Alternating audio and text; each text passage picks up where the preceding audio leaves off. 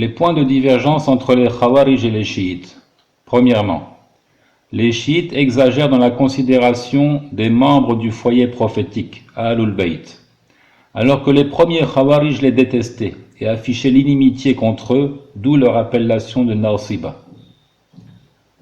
Deuxièmement, les chiites s'appuient sur des narrations mensongères. Ils mentent pour discréditer leurs opposants et pour secourir leur école hérétique. Quant aux Khawarij, ils ne mentent pas, ou très peu, au sujet de la religion et de leurs disputeurs, puisqu'ils perçoivent le mensonge comme un péché capital qui fait sortir de l'islam et plonge son auteur dans l'enfer pour l'éternité.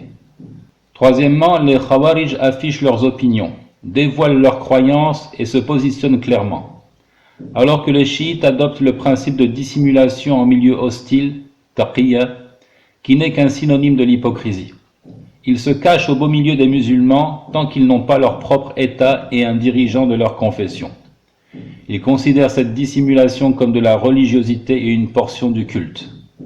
Quatrièmement, les Khawarij s'imposent le combat contre leurs opposants dans la plupart des cas, alors que les chiites ne combattent généralement qu'en présence de leurs imams supposés infaillibles et à l'abri des dérapages. Ils les qualifient de ce qui n'est permis que pour Allah, comme la connaissance du mystère, de l'incognoscible, le ghaib, comme la gestion de l'univers et l'orientation des cœurs, et comme le fait de légiférer, de proposer des lois et des sentences différentes de celles édictées par Allah et son messager.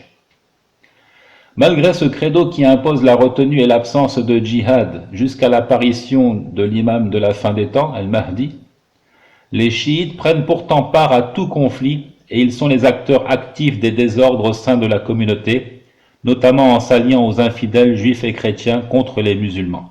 Cinquièmement, la plupart des Khawarij sont des bédouins, caractérisés par leur dureté et leur manque de savoir-vivre, et la plupart des chiites sont des étrangers, c'est-à-dire des non-arabes, comme les Perses et autres.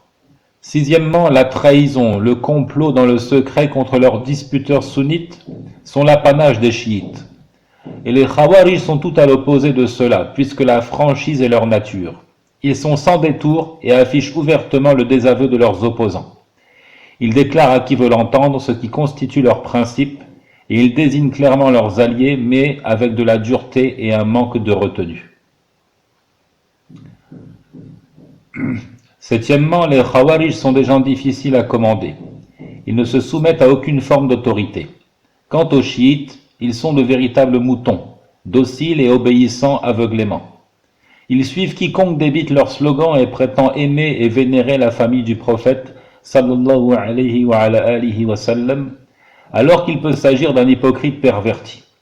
C'est pourquoi nous retrouvons chez les chiites un grand nombre d'imposteurs qui prétendent recevoir la révélation et qui sont de vrais adeptes du mal. Huitièmement, les Khawarij saisissent les textes dans leur sens littéral, sans une profonde compréhension, sans faire la jonction entre les différentes données scripturaires et opérer la déduction requise, sur la base des règles établies. De plus, ils ne considèrent pas la compréhension des ulama et ne s'en réfèrent pas à eux, puisqu'ils leur trouvent toujours des défauts, et ne sont jamais assez bien pour être suivis, toujours à la solde des dirigeants, etc. Ils donnent l'avantage aux textes qui font état d'une menace et qui procurent la peur, et ils négligent les textes promettant la rétribution et faisant naître l'espoir. A contrario, les chiites sont des adeptes de l'interprétation allégorique et de la remise en cause des textes. Ils ne retiennent pas les indications linguistiques et juridiques des données scripturaires, et ils les interprètent selon leur passion, suivant la voie de l'ésotérisme. Ils suivent leur leader sans clairvoyance et s'imaginent qu'ils sont infaillibles. Neuvièmement, il n'y a que peu d'hypocrisie chez les Khawarij, alors qu'elle est monnaie courante chez les chiites blasphémateurs.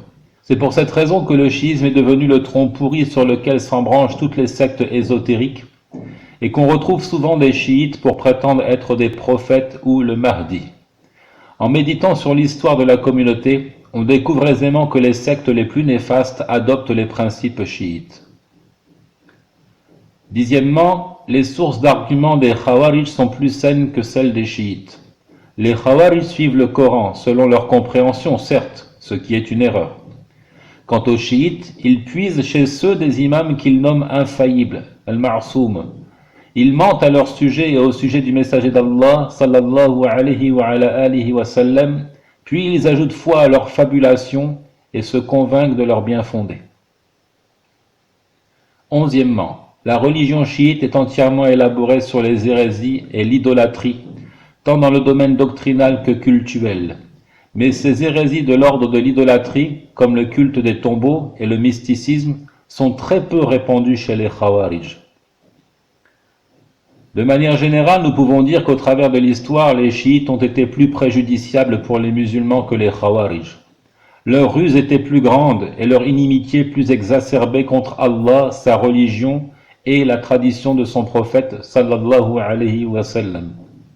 En réalité, ils sont aussi des Khawarij, si l'on tient compte de leur foi au bien fondé de la révolte armée contre l'autorité musulmane, du fait qu'ils s'y emploient effectivement et qu'ils considèrent la masse sunnite comme étant composée de mécréants dont on peut impunément verser le sang.